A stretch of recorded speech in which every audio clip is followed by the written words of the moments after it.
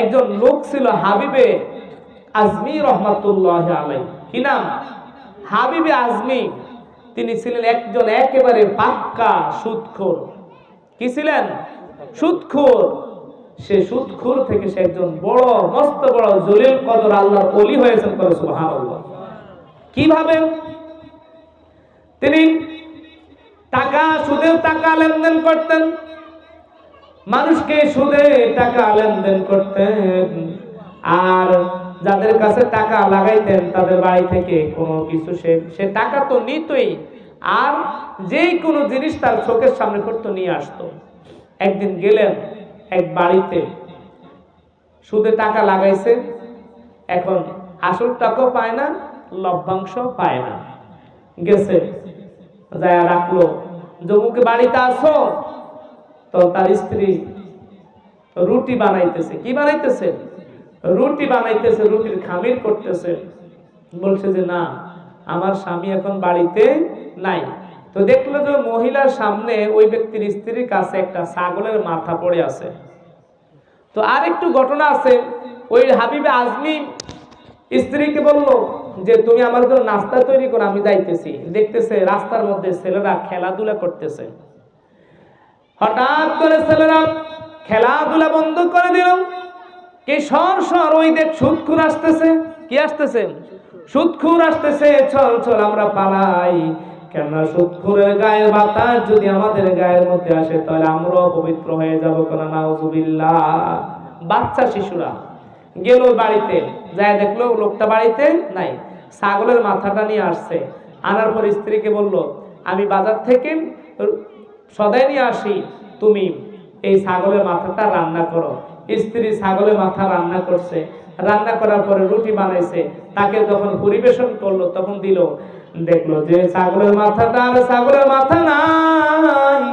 ওই ছাগলের মাথাটা সেগুলো রক্তের খাড়িতে পরিণত হয়ে পাথর মতো হয়ে গেছে। কোনা নাউজুবিল্লাহ। রক্তের খাড়ি হয়ে গেছে। তার অন্তরের মধ্যে ভয় চলে আসলো। হায় হায়, কি হয়ে গেল বিষয়টা?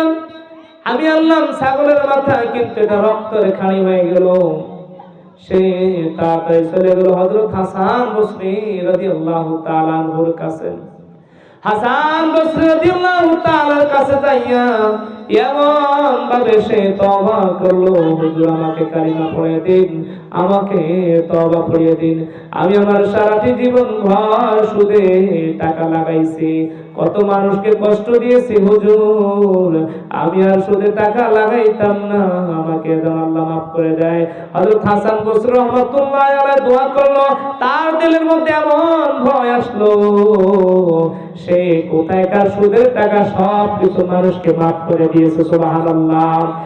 আর যেই শিশুরাই রাস্তা দিয়ে খেলাধুলা করতেছিল আর যখন তাকে দেখে ভয় পালাচ্ছিল, ওই শিশুরাই আবার বলল এই তোমরা এখন খেলাধুলা করো না, ওই দেখো তায়েব আসতেছে, তওবাকারী আসতেছে, আমরা তাকে সম্মান করো। সুবহানাল্লাহ। আগে কি বলছে? সুদখোর আসতেছে, পালাও পালাও। আর যখন আল্লাহর ওলির কাছে যায় বায়াত হয়ে যখন তওবা করে আসলো, ভালো হয়ে গেল, তখন কি বললো? যে তায়েব আসতেছে, তাকে আমরা সম্মান করি। সে সারা জীবনে আর সুদের কারবার থেকে বঞ্চিত হয়ে এমন ভাবে আল্লাহর ওলি হয়ে গেল, আল্লাহর ইবাদত বন্দেগী করতে শুরু করলো। আল্লাহ তাকে জলিল কদর আল্লাহর ওলিতে পরিণত করে দিলেন, যার নাম হচ্ছে তাজকিরাতুল আউলিয়ার মধ্যে পাবেন হযরত হাবিবে আজমি রহমাতুল্লাহি আলাইহি।